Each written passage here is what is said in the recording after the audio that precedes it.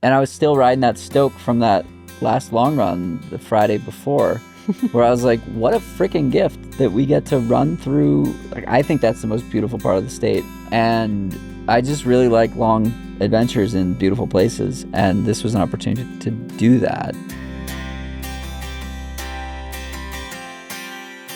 Okay, so you were doing Return to Ultra. I was kind of doing Return to Ultra this year. And then we both had races earlier this year. How do you feel about like your training block in the winter versus what we had to do like kind of spring to summer? So I ran the race the first weekend of February. I felt awesome. I recovered super well and I got back into training. And by March, I was like, let me add high alpine stuff. Like, let's go. I'm ready for a 5-hour day in the mountains. But it was March. Yeah. So couldn't really do such a thing.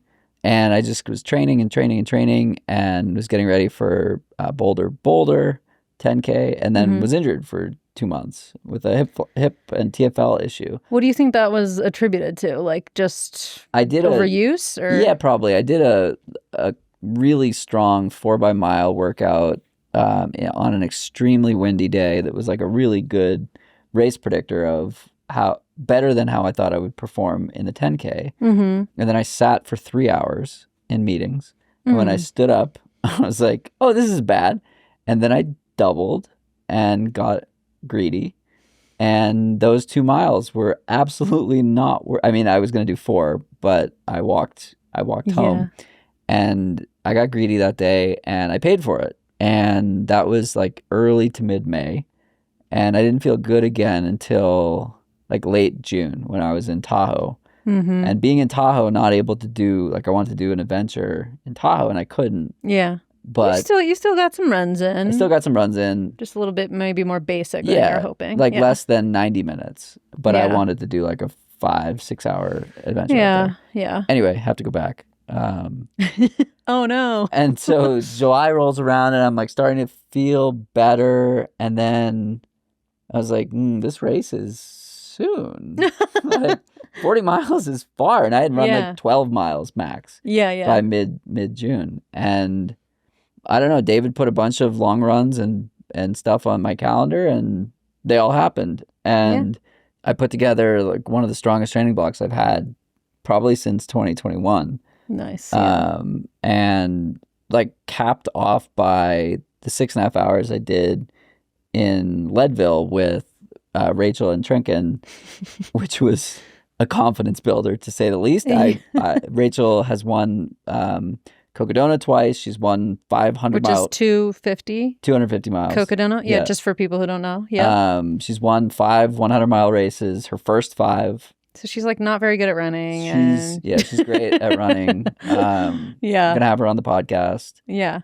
But like I entered that day anticipating to get like dropped and to like bite off way more than I could chew, and I did it. And 6.5 hour day, and it's a 14er, so it's not like it's low. we spent like 3 hours above 12,000 feet. And much of that above 13. And it was, I definitely got an altitude headache and ran out of water, wasn't preparing to do this. I ran into her and her crew in the parking lot and was like, oh yeah, I'm going to do this. Great. Like all my electrolytes are in the car, but whatever. And I ran like a 7-mile downhill and I had happy legs. Happy legs. And then that was a Saturday of Leadville. And then Tuesday, I did my probably biggest workout I'd ever done. If I remember, it was 6 by 3 minute or 5 by 4 minute hills. Yeah. 5 by 4 minute hills plus I can't remember if it was a 3 mile tempo afterwards. So like, okay, help me understand this, because when I get injured and I do something to cause that injury, let's say a double, and then not like, sitting on your seat for that much time, my brain, the way it works is like, oh, I have to be really careful then. So like, how did you think about, okay, I'm going to do this huge effort, and then like 3 days later, I'm going to do the hardest work. 2 days later, I'm going to do the hardest workout I've ever done in my life. Like, does that come into your head that you're like, oh, maybe this is too much? Or were you just like confident in the training so you felt good about it? Both. Okay. Yeah. How do you deal with injury when you have it? And then when you're getting back to it, how do you feel getting back into training? So the hardest thing for me is, and I think a lot of people struggle with this, but the like belief that you're not injured anymore. And so I've talked with David a lot about this, and he has been fairly direct with me in like assuring me that I'm fine. Yeah. And that I need to have more self-belief in the health aspect. And he knows me well enough that like he probably won't be that direct with everyone. Yeah. And he'll kind of like slap a little dose of reality into me to be like, dude, you're fine. Like stop overthinking it kind of a vibe. But like I went up that 14er thinking that my hips would bother me. And I did that hill workout thinking my hips would bother me. Yeah. And when I cleared the next day after the hill workout, again, having done like, so 5x3 minute hills used to be the biggest workout he would ever give me. He gave me 5x4 minutes plus a tempo afterwards. And then he made you also wear his ankle weights. No ankle weights were involved. No ankle weights were involved. That's no only, heat suits. That's only a David Roche. That's only David Roche. Yeah.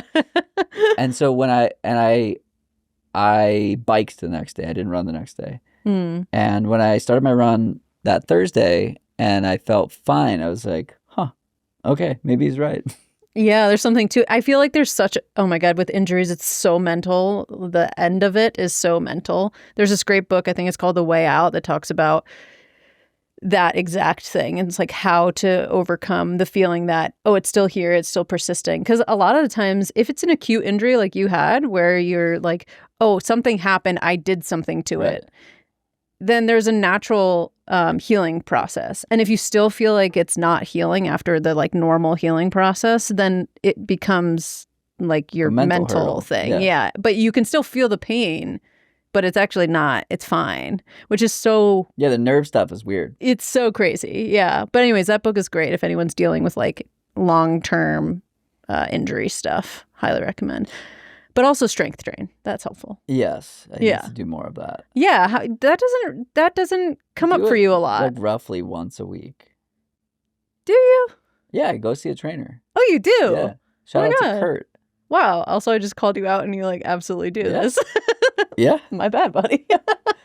I see him like 3 times a month. I should see him weekly. But yeah. I just think like that's so good for your training, but it's also good for longevity, obviously. Right. We know. We all know. In this pod. Okay, so we get to this race weekend and you overcome the injury and then you get to this race weekend. What is your like thought process going into the race into Crested Butte? Like Saturday morning or? Yeah, like you're headed to Crested Butte, let's say, like a couple days earlier. Like how do you prepare for something like that? Something that's a little bit unknown, like the length is unknown as far as like what your body will do. How do you prepare for that mentally and physically? I was pretty chill, to be honest. Like I don't know. Like I was more nervous for my last marathon than for this ultra. Why do you think that is? I did the prep this time, and I crushed training in a way that I haven't, in a way that I hadn't in a long time. And so I was just like really excited to, David always talks about like celebrate the work and like race day is a celebration. And I don't know, there were months where I didn't think I was going to get to this race. And it's a race I've wanted to do ever since I found out about it in like 2022. Yeah. And one year I didn't have enough training and one year I was in like the scheduling didn't work, whatever. So I've like wanted to do this for a while. So I get there, I'm like, wow, it's beautiful here. It's just as beautiful as I remember, if not more. And I was still riding that stoke from that last long run the Friday before, where I was like, what a freaking gift that we get to run through. Like, I think that's the most beautiful part of the state. You know, 1A, 1B is Ouray, or maybe Ouray is more beautiful. Whatever. It's like, it's a wonderful It's really beautiful. It's a wonderful competition. Yeah. And I just really like long adventures in beautiful places. And this was an opportunity to do that. And so, yeah, like we were there with Kate and our friend Travis. Kate unfortunately wasn't able to run the race. She was registered for it and she hadn't been able to get in enough training for health reasons. Kata should have took her spot. Kata? Yeah. I bet you Kata could have crushed Probably, that. Yeah, yeah. yeah. Kata's my dog. So race morning rolls around, and Jesus. I know Travis is listening to this. So Travis, I'm not mad. I was never mad. I was frustrated in the I was moment. disappointed. I was disappointed in the moment, but it's a very funny story to laugh about now. Now it is, yes. So at 5:42 in the morning, 6 a.m. race start, Travis tells me that the car is locked and that our stuff is locked in it. 5:42. Love that. Yeah. 18 minutes. It's raining. At least we had our raincoats on Yeah. and our headlamps. And the car is running and the stuff is in it. It's running too? I didn't know that part. Jesus. And so that's how the morning started. But Kate came to the rescue. Kate showed up at 5:52 with the spare key. Also, who travels with a spare key? That's kismet. That's important. Yeah. That was great. Yeah. So I visit the porta potty upon it retrieving my After stuff. because you had to nervously evacuate. I didn't need a warm up because I was already existing in zone 2. All this training. Oh my God. No, because I was like my heart rate was skyrocketing. So Yeah. Anyway, I get on the start line. Stressful. Like literally 10 seconds later, the race starts and we're off to Aspen. Honestly, kind of good in a way because you can't just I think lingering on the start line is so annoying. I hate just standing there and waiting for it. So you know what? You just got right in and you're like, let's go. Yeah, 9 and it was miles like of a single track. Let's do it. Congo line for the first 3 miles. Yeah, that was a bit rough. I was looking at your splits, comparing them to mine, and I was like, oh, he also had to go slow that time, slower than your normal because I was just shuffling behind people. It was kind of rough. And it was single track, so it's hard to... You couldn't pass. Yeah. There was just too many people. People were being really aggressive with passing, and I'm like, okay, man, you're not going to get an FKT. Calm the fuck down. Everyone relax. So the sun rises, kind of. Yeah, very... And just for context, it was pouring rain the day before in the mountains and sometimes in Crested Butte too. So the track... or the track. It wasn't a track. It was a trail. Was so muddy in parts. It was kind of frustrating in some parts. Yeah. Yeah, particularly mile 21 downhill. I love how you have this you have the photographic memory, but only for miles of races. I can remember the most useless stuff. Yeah.